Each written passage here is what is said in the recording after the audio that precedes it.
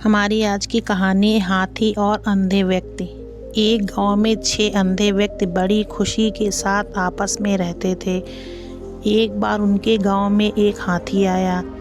जब इनको इस बात की जानकारी मिली तो वो भी उस हाथी को देखने गए, लेकिन अंधे होने के कारण उन्होंने सोचा हम भले ही उस हाथी को ना देख पाएं, लेकिन छूकर ज़रूर महसूस करेंगे कि हाथी कैसा होता है।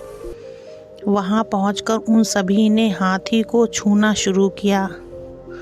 हाथी को छूकर एक अंधा व्यक्ति बोला, हाथी एक खंबे की माफिक होता है। मैं अब अच्छे से समझ गया हूँ, क्योंकि उसने हाथी के पैरों को महसूस किया था। तभी दूसरा व्यक्ति हाथी की पूंछ पकड़कर बोला, अरे नहीं, हाथी तो रस्सी की तरह होता है। तभी तीसरा व्यक्ति भी बोल पड़ा, अरे नहीं, मैं बताता हूँ, यह तो पेड़ के तने की तरह होता है। तुम लोग क्या बात कर रहे हो? हाथी तो एक बड़े सूप की तरह होता है। चौथे व्यक्ति ने कान को छूते हुए सभी को समझाया। तभी अचानक पांचवें व्यक्ति ने हाथी के पेट पर हाथ रखते हुए सभी को बताया, अरे नहीं, यह तो एक दीवार की तरह होता है।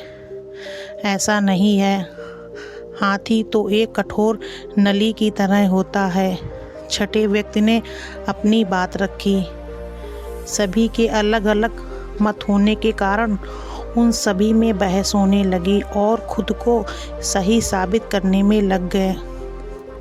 उनकी बहस तेज हो गई और ऐसा लगने लगा मानो वो आपस में लड़ ही पड़ेंगे। तभी वहाँ एक बुद्धिमान व्यक्ति गुजर रहा था। उनकी बहस देखकर वह वहाँ रुका और उनसे पूछा, क्या बात है, तुम सब आपस में झगड़ा क्यों कर रहे हो? उन्होंने बहस का कारण बताते हुए उस बुद्धिमान व्यक्ति को बताया कि हम यह नहीं तय कर पा रहे हैं आखिर हाथी दिखता कैसा है। उन्होंने उत्तर दिया। फिर एक एक करके उन्होंने अपनी बात उस व्यक्ति को समझाई।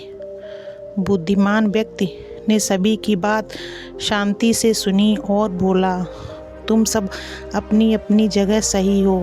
तुम्हारे वर्णन में अंतर है इसलिए क्योंकि तुमने हाथी के अलग अलग भागों को छुआ एवं महसूस किया, लेकिन यदि देखा जाए तो तुम लोग अपनी अपनी जगह ठीक हो, क्योंकि जो कुछ भी तुम सबने बताया वो सभी बातें हाथी के वर्णन के लिए सही बैठती हैं। अब तक सभी को सारी बातें समझ आ गई थीं। उसके बाद उस बुद्धिमान व्यक्ति ने उन्हें समझाया कि यदि आप सबने जो महसूस किया उसके अलावा भी यदि आगे कुछ देखते तो उसकी हाथी असल में कैसा होता है समझ आ जाता। कई बार ऐसा होता है कि हम केवल सिक्के का एक ही पहलू देख रहे होते हैं। हमें ज़रूरत है सिक्के के दोनों पहलुओं को देखकर समझने की। इसलिए हमें अपनी बात को रखनी चाहिए, पर दूसरों की बात भी सब्र से सुननी चाहिए और कभी भी बेकार की बहस में नहीं पड़ना चाहिए। अगर आपको हमारी वीडियो अच्छी लगे तो प्लीज़ लाइक और सब्सक्राइब करें।